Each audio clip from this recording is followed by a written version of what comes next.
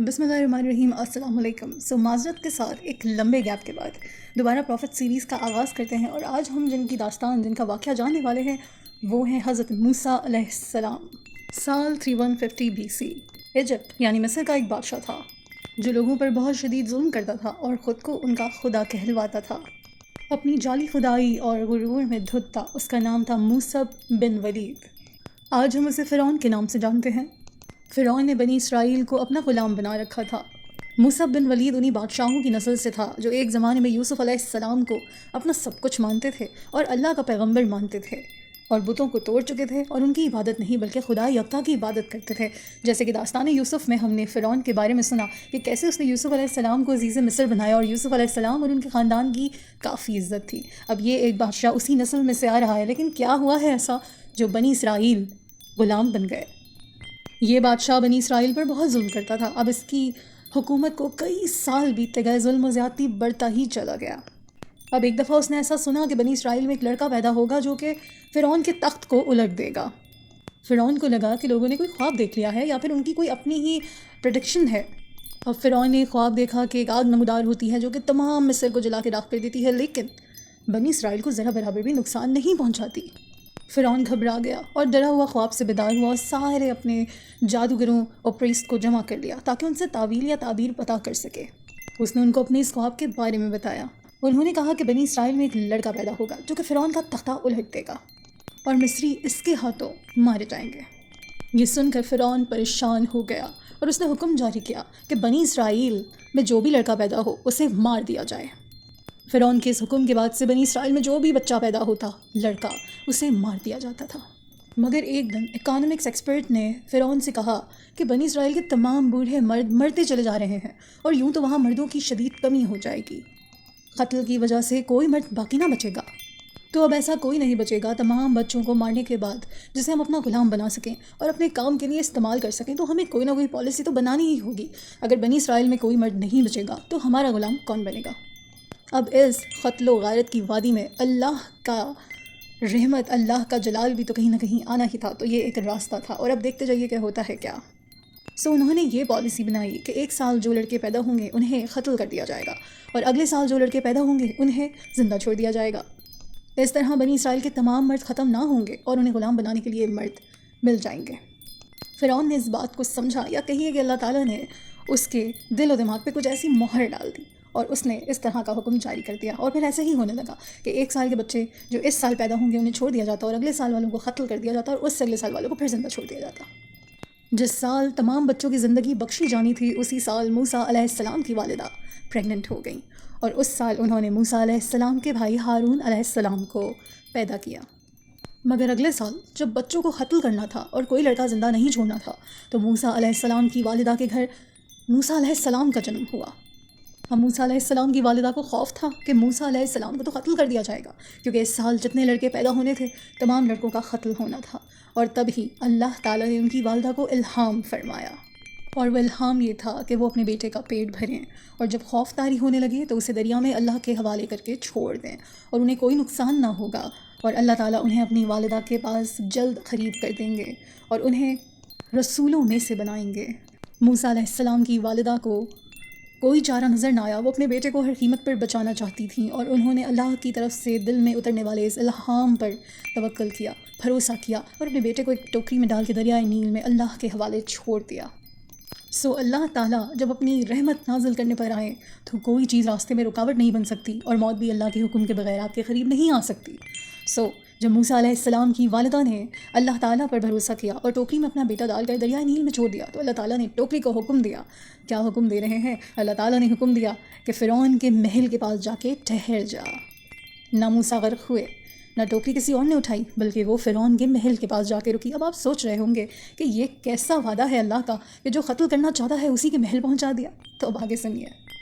اب فرعون کے محل کے نوکروں نے اس ٹوکری کو دیکھا تو انہوں نے اس ٹوکری کو اٹھایا، اور وہ نوکر اس ٹوکری کو فرعون کی بیوی کے پاس لے گئے.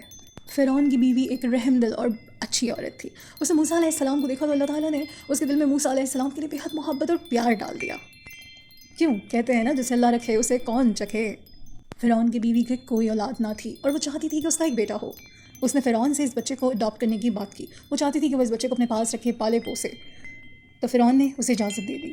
کئی جگہ پر، بعض جگہ پر یہ بھی لکھا ہے کہ اس نے فرعون سے ایسا کہا کہ اگر یہ وہی بچہ ہوا جسے فرعون مروانا چاہتا ہے، جو اس کی حکومت کے لیے خطرہ ہے، تو کیا ایسا نہ ہو کہ ہم اس کو پال لیں اور یہ دشمنی کی جگہ ہم سے محبت کا معاملہ کرے، کیونکہ ہم اس سے پالیں گے اور یہ وہی بچہ نکلا جو فرعون کا تختہ الٹے گا تو وہ اس کی محبت میں، اس کی الفت میں رہے گا، جب وہ اسے پالے گا تو اس کی محبت میں وہ اسے تباہ اور برباد نہیں کرے گا۔ تو بہت سی جگہوں پر ایسا بھی لکھا ہے۔ آگے چلتے ہیں۔ فرعون بہت حیران ہوتا تھا جس طرح سے اس کی بیوی اس بچے کی پرورش کری تھی اور اسے اپنے سینے سے لگا کے رکھتی تھی۔ خیر یہ معاملہ چلتا رہا، مگر بیچ میں جو مسئلہ پیش آیا وہ یہ تھا کہ موسیٰ علیہ السلام، کوئی دائی کسی بھی عورت کے پاس ان کا پیٹ نہیں بھر پاتا تھا۔ یہ اللہ تعالیٰ کی طرف سے تھا کہ ان کے لیے ان کی ماں کا ہونا ضروری تھا، کیونکہ اللہ نے ان کی ماں سے وعدہ کیا تھا کہ جلد ان کے بیٹے کو ان کے پاس لوٹا دیا جائے گا۔ تو جو موسیٰ علیہ السلام کی بہن تھی وہ ٹوکری کے ساتھ ساتھ چلتی ہوئی محل تک پہنچ گئی تھی اور خادمہ بن کے ان لوگوں میں شامل ہو گئی تھی۔ تو جب ایسا معاملہ پیش آیا کہ موسیٰ علیہ السلام سے ہر دائی ہار گئی اور اس نے کہا کہ ہم اس بچے کا پیٹ نہیں بھر سکتے، تو وہاں ان کی بہن موجود تھی اور اس نے کہا کہ میں ایک ایسی دائی کو جانتی ہوں جو کہ بنی اسرائیل میں ہیں اور وہ یہ شاید کر پائے، وہ ایک اچھی عورت ہیں۔ تو فرعون کی بیوی نے ایسا کہا کہ اس کو لے کر آؤ، اور وہ موسیٰ علیہ السلام کی والدہ تھیں۔ اللہ تعالیٰ کی طرف سے راستہ بنایا گیا تھا تاکہ موسیٰ علیہ السلام اور ان کی والدہ ایک ساتھ ہو سکیں۔ بہرحال انہیں دائی کے طور پر پیش کیا گیا اور انہوں نے دوبارہ اپنے بیٹے کو سینے سے لگایا اور اپنے بیٹے کے لیے غذا کا بندوبست بھی کیا۔ تو یوں اللہ تعالیٰ نے موسیٰ علیہ السلام کی والدہ سے کیا ہوا وعدہ بھی پورا کیا کہ وہ اپنے بیٹے کے قریب ایک دائی کی حیثیت سے رہ سکی۔ اب موسیٰ علیہ السلام پرورش پاتے رہے محل میں فرعون کے اور بڑے ہوتے گئے، اور اللہ تعالیٰ نے اسی کے محل میں، اسی کے گھر میں، اسی کے پاس موسیٰ علیہ السلام کو پال کے پرورش کر کے دکھا دیا کہ وہی سچا رب ہے اور اس کے حکم کے بغیر کسی کا نہ بال بھی کا ہو سکتا ہے، نہ ہی موت اور زندگی کسی کو مل سکتی ہے۔ تو جو فرعون انہیں قتل کرنا چاہتا تھا انہی کے گھر میں تربیت پاتے رہے اور جوان ہو گئے۔ اور اس سے بھی بڑی نشانی اور اللہ تعالیٰ کی طاقت یہاں دکھتی ہے کہ اللہ تعالیٰ نے موسیٰ علیہ السلام کو اس سال پیدا کیا جس سال تمام لڑکوں کو قتل کر دیا گیا تھا، اور موسیٰ علیہ السلام اللہ کی رضا سے زندہ رہے اور اپنے دشمن کے محل میں اسی کی نظروں کے سامنے جوان ہو گئے اور دشمن کو بھنک بھی نہ پڑی۔ یہ سب اللہ کی حکمت ہے، اللہ کی طاقت ہے، کیونکہ وہی تو سپریم پاور ہے۔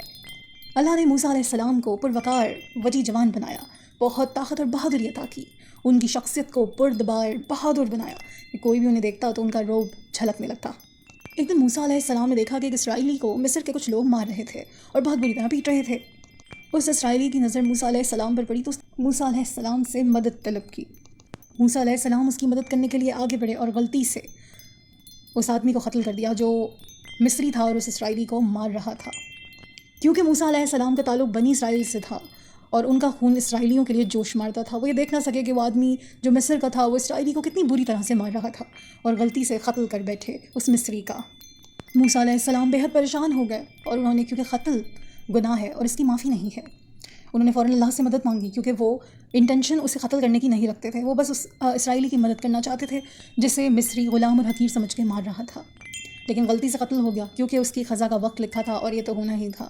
اللہ تعالیٰ نے موسیٰ علیہ السلام کو معاف کر دیا۔ اگلے روز کچھ ایسا ہوتا ہے کہ پچھلے دنوں یا پچھلے وقت جو موسیٰ علیہ السلام نے جس انسان کو مصری سے بچایا تھا وہ پھر کسی سے لڑ جھگڑ رہا ہے۔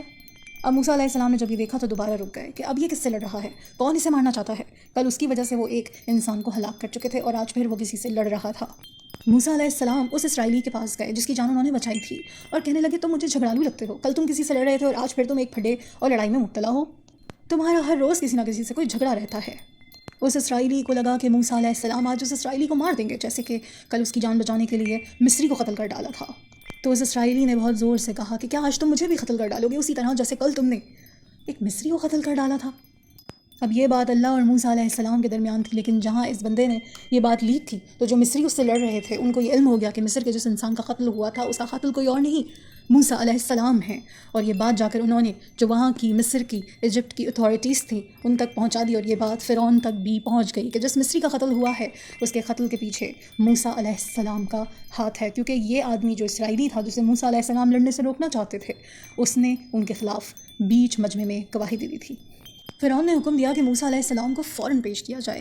اللہ کے حکم سے ایک کسی بڑے ڈپارٹمنٹ کا، کسی بڑی اتھارٹی رکھنے والا کوئی فرعون کے ہی محل کا آدمی آیا بھاگتا ہوا کسی کونے سے اور موسیٰ علیہ السلام کو انفارم کیا کہ انہیں جلدی ہی گرفتار کر لیا جائے گا اور ان کو سزا ہوگی، تو وہ جتنی جلدی ممکن ہو یہاں سے چلے جائیں۔ یہ اللہ کی مدد تھی تاکہ موسیٰ علیہ السلام فرعون سے اور ایجپٹ سے بہت دور چلے جائیں۔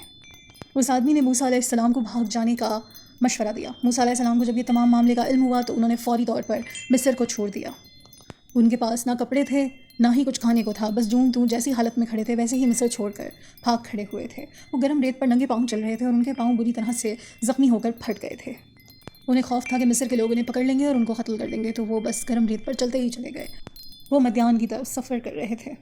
مدیان سیریا اور مصر کے درمیان ایک علاقہ تھا۔ اس سفر میں موسیٰ علیہ السلام کے پاس کوئی نہ تھا، ان کے ساتھ کوئی ہم سفر نہ تھا سوائے اللہ کے، اور اللہ کے سوا انسان کو کافی ہی کوئی نہیں، صرف اللہ ہی کافی ہے۔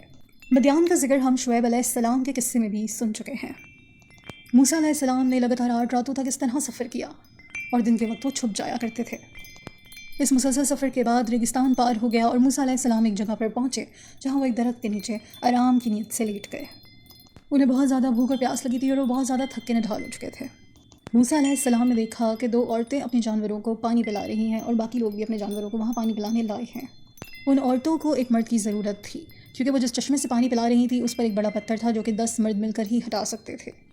موسیٰ علیہ السلام ان کے پاس گئے اور اکیلے ہی وہ 10 مردوں والا کام خود کر دیا، اس پتھر کو ہٹا دیا۔ جب وہ لوگوں کی بھیڑ کو چیرتے ہوئے گئے اور اس پتھر کو ہٹا کے ان عورتوں کی بکریوں کو پانی پلایا تو وہ سارے لوگ ان کی بہادری، ان کی طاقت کو دیکھ کر چپ چاپ کھڑے رہے اور حیرت میں رہ گئے۔ ان عورتوں نے اس چشمے سے اپنے ریور کو پانی پلایا اور اپنے گھر واپس چلی گئیں۔ جب ان 2 عورتوں نے اپنے باپ کو بتایا کہ ان کی مدد کس طرح سے موسیٰ علیہ السلام نے کی تو ان کے بوڑھے باپ نے موسیٰ علیہ السلام کو لانے کا حکم دیا اور وہ لڑکیاں واپس آئیں اور موسیٰ علیہ السلام سے کہا کہ آپ سے ہمارے بابا ملنا چاہتے ہیں کیونکہ وہ بہت بوڑھے ہیں اور آپ کو ہماری کی جانے والی مدد پر کچھ نوازنا چاہتے ہیں۔ موسیٰ علیہ السلام ان لڑکیوں کے ساتھ ان کے باپ سے ملنے چلے گئے۔ ایسا بھی کہا جاتا ہے کہ موسیٰ علیہ السلام نے جن عورتوں کی مدد کی وہاں پر طاقتور لوگ اس چشمے پر قبضہ رکھتے تھے اور پہلے اپنے جانوروں کو پانی پلاتے تھے۔ جب جو بچا کچا پانی ہوتا تھا پھر وہ ان عورتوں کو ملتا تھا، تو موسیٰ علیہ السلام نے جب طاقتور طریقے سے ان کی مدد کی تو لوگ ان کی طاقت کے خوف سے کچھ نہ کر سکے۔ بہرحال اس بوڑھے انسان نے اپنی بیٹیوں کو بھیجا اور موسیٰ علیہ السلام کو اپنا مہمان بنایا، انہیں کھانا کھلایا اور پھر ان سے تمام معاملے کے بارے میں پوچھا۔ موسیٰ علیہ السلام نے اس بوڑھے انسان کو تمام سچ باتیں بتا دیں کہ وہ مصر سے بھاگ کر آئے ہیں اور کیوں بھاگ کر آئے ہیں۔ اس بوڑھے انسان نے موسیٰ علیہ السلام کو اپنے گھر میں پناہ دے دی۔ اس بوڑھے انسان نے جگہ دینے کے ساتھ ساتھ موسیٰ علیہ السلام کو اپنی بیٹیوں کو نکاح میں لینے کی آفر کی۔ وہ آفر یہ تھی کہ 8 سال اس آدمی کے لیے ان کو کام کرنا ہوگا جو کہ حق مہر سمجھا جائے گا اور پھر وہ اپنی بیٹی ان کے نکاح میں دے گا۔ اسی طرح 10 سال اور کام کیا اور ان کی بیٹیوں کے شوہر ہو گئے۔ موسیٰ علیہ السلام نے اس دوران اللہ تعالیٰ کی قدرت، اس کے نیچر اور ہر چیز کی بہت زیادہ آبزرویشن کی۔ وہ سورج کا غروب ہونا، آسمان کو دیکھنا، اللہ کی قدرت کو آبزرو کرتے رہتے تھے۔ موسیٰ علیہ السلام وہاں اس لیے ٹھہر گئے تھے کیونکہ وہ مصر واپس نہیں جانا چاہتے تھے۔ سالوں یہ سب چلتا رہا، پھر ایک دن موسیٰ علیہ السلام نے سوچا کہ وہ اپنے گھر مصر واپس جائیں گے۔ وہ اپنی ماں اور بھائی سے بھی ملنا چاہتے تھے اور اب ویسے بھی اس مصری کے قتل کو 10 سال ہو چکے تھے، اس لیے انہیں اب واپسی میں کوئی خطرہ نظر نہیں آ رہا تھا۔ تو موسیٰ علیہ السلام اپنی فیملی کو لے کر مصر کے سفر پر نکل گئے، مگر وہ نہیں جانتے تھے کہ یہ سفر ان کی زندگی میں کتنا بڑا چینج لانے والا ہے۔ موسیٰ علیہ السلام سفر کرتے ہوئے ایک پہاڑ پر پہنچے جس کا نام تھا کوہ طور۔ موسیٰ علیہ السلام نے کوہ طور پر آگ جلتے ہوئے دیکھا۔ وہ اپنی باڈی کو گرم کرنے کے لیے، تھوڑا سا وارم فیل کرنے کے لیے اس آگ کے قریب اس چوٹی پر پہاڑ کی گئے تو انہوں نے خوبصورت آواز سنی، موسیٰ میں اللہ ہوں، اس کائنات کا رب۔ موسیٰ علیہ السلام نے گھبرا کے ادھر ادھر دیکھا، پھر سے آواز آئی، اے موسیٰ تیرے دائیں ہاتھ میں کیا ہے؟ موسیٰ علیہ السلام نے ڈر کے مارے کپ کپا کے خوف میں لرز کے جواب دیا، یہ میرا عصا ہے جس پر میں ٹیک لگاتا ہوں، جس سے میں اپنی بھیڑوں کے لیے شاخیں مارتا ہوں اور دوسرے کام کرتا ہوں۔ اب آواز آئی، موسیٰ اپنی لاٹھی پھینک دو۔ موسیٰ علیہ السلام نے ویسے ہی کیا، انہوں نے اپنی لاٹھی پھینکی تو وہ سانپ بن گئی۔ موسیٰ علیہ السلام ڈر گئے اور بھاگنے لگے تو آواز دوبارہ آئی اور انہیں روکا، ڈرو نہیں موسیٰ، اور اسے پکڑو، ہم اسے اس کی پرانی حالت میں واپس کر دیں گے۔ جو لاٹھی سانپ بن گئی تھی وہ واپس لاٹھی بن گئی۔ موسیٰ علیہ السلام کا خوف ختم ہو گیا۔ اب موسیٰ علیہ السلام کو اللہ نے حکم دیا کہ اپنا ہاتھ چادر میں ڈالو۔ انہوں نے ایسے ہی کیا اور جب ہاتھ باہر نکالا تو ان کے ہاتھ میں ایک عجب سی چمک تھی۔ اللہ تعالیٰ نے فرمایا، یہ تمہارے رب کی طرف سے 2 نشانیاں ہیں، اب تم فرعون کے پاس جاؤ، اس کے سرداروں کے پاس جاؤ، وہ بہت بدکار لوگ ہیں اور اپنی حد سے تجاوز کر چکے ہیں۔ اللہ تعالیٰ نے موسیٰ علیہ السلام کو ان کی حفاظت کا پورا یقین دلایا۔ موسیٰ علیہ السلام اپنے بھائی ہارون علیہ السلام کے ساتھ فرعون کے پاس پہنچے۔ موسیٰ علیہ السلام نے فرعون کو اللہ کے دین کی دعوت دی۔ فرعون نے سوچا کہ موسیٰ پاگل دیوانہ ہے جس نے مجھ جیسے خدا بادشاہ کے سامنے اس طرح کی بات کرنے کی جسارت کی۔ فرعون نے پوچھا، اے موسیٰ آخر تم چاہتے کیا ہو؟ موسیٰ علیہ السلام نے کہا، میں چاہتا ہوں کہ بنی اسرائیل کی قوم کو ہمارے ساتھ بھیج دو۔ فرعون نے کہا کہ میں ایسا کیوں کروں؟ وہ تو میرے غلام ہیں۔ موسیٰ علیہ السلام نے جواب دیا، تمہارے غلام نہیں، وہ اللہ کے بندے ہیں۔ فرعون نے یہ سننے کے بعد موسیٰ علیہ السلام اور ہارون علیہ السلام کو اپنی حراست میں لے لیا اور اپنے تمام بڑے بڑے جادوگروں کو جمع کیا، اور اس نے موسیٰ علیہ السلام اور ان جادوگروں کے بیچ ایک بڑا مقابلہ کرنے کی پلاننگ شروع کر دی۔ سارے لوگ اس کمپٹیشن کو دیکھنے کے لیے بے حد ایکسائٹڈ تھے۔ موسیٰ علیہ السلام بہادری سے کھڑے ہوئے تو تمام لوگ خاموش ہو گئے۔ موسیٰ علیہ السلام نے تمام جادوگروں کو مخاطب کیا اور کہا، افسوس ہے تم پر کہ تم نے اللہ کے معجزات کو جادو کہا اور فرعون سے دیانتداری سے جھوٹ مانگا۔ سو جو اللہ پر جھوٹ بولتا ہے وہ بری طرح ناکام ہوتا ہے۔ موسیٰ علیہ السلام نے سچے دل سے بات کی تھی اور جادوگروں کو سوچنے پر مجبور کر دیا تھا۔ موسیٰ علیہ السلام نے پہلے جادوگروں سے کہا کہ وہ پہلے اپنی چال یعنی اپنا جادو دکھائیں۔ سارے جادوگروں نے اپنی لاٹھیاں زمین پر پھینک دیں اور وہ سانپ بن گئیں۔ لوگ یہ دیکھ کر حیران پریشان ہو گئے کہ جادوگروں کی لاٹھیاں سانپ بن گئیں۔ فرعون اور اس کے ساتھی زور زور سے تالیاں بجانے لگے۔ موسیٰ علیہ السلام نے اپنا عصا زمین پر پھینکا اور وہ ایک بہت بڑا سانپ بن گیا۔ یہ دیکھ کر تو لوگ حیران پریشان ہو کر کھڑے ہو گئے کہ عصا ہلنے لگا اور بہت بڑا سانپ بن گیا۔ فرعون اور اس کے آدمی خاموش بیٹھے تھے۔ ایک ایک کر کے موسیٰ علیہ السلام کے بڑے سے سانپ نے ان جادوگروں کے تمام سانپوں کو نگل دیا۔ موسیٰ علیہ السلام سانپ کو یعنی کہ ان کا عصا جو کہ بڑا سانپ بن گیا تھا اسے اٹھانے کے لیے جھکے۔ وہ موسیٰ علیہ السلام کے ہاتھ میں آتے ہی واپس عصا یعنی کہ لاٹھی بن گیا۔ لوگ یہ دیکھ کر جوش و خروش سے کھڑے ہوئے اور تالیاں بجا کے چیخنے لگے کیونکہ انہوں نے پہلے ایسا کبھی نہیں دیکھا تھا۔ جب جادوگروں نے یہ مناظر دیکھے تو موسیٰ علیہ السلام کے سامنے جھک گئے اور کہا، اعلان کیا کہ ہم موسیٰ اور ہارون علیہ السلام کے رب پر ایمان لاتے ہیں۔ فرعون کو بہت غصہ آیا کیونکہ اسے شکست ہو چکی تھی۔ اس نے الزام لگایا کہ موسیٰ اور یہ جادوگر آپس میں ملے ہوئے ہیں، یہ سب کچھ ملی بھگت ہے۔ اس نے موسیٰ علیہ السلام اور جادوگروں کو دھمکیاں دینا شروع کر دی اور موسیٰ علیہ السلام اور ہارون علیہ السلام بھی چلے گئے۔ فرعون بھی اپنے محل واپس چلا گیا۔ فرعون نے یہ دونوں معجزے دیکھے اور وہ بہت حیران پریشان تھا اور غصے میں بھی۔ اب آتا ہے اس داستان کا کلائمیکس، جب موسیٰ علیہ السلام تمام بنی اسرائیل کو لے کر مصر سے جا رہے تھے۔ فرعون اپنی پوری فوج کے ساتھ موسیٰ علیہ السلام کا پیچھا کر رہا تھا۔ موسیٰ علیہ السلام اور بنی اسرائیل آگے بھاگ رہے تھے اور پیچھے فرعون اپنی پوری فوج کے ساتھ ان پہ حملہ آور ہونے کو تیار تھا۔ جب موسیٰ علیہ السلام آگے بڑھے تو آگے سمندر تھا اور راستہ ختم ہو چکا تھا۔ بھاگنے کے لیے راستہ نہیں تھا اور پیچھے فرعون اپنی فوج کے ساتھ تھا۔ بنی اسرائیل جو موسیٰ علیہ السلام کے بھروسے ان کے ساتھ تھے وہ کہنے لگے، اے موسیٰ تو نے ہمیں کہاں پھنسا دیا؟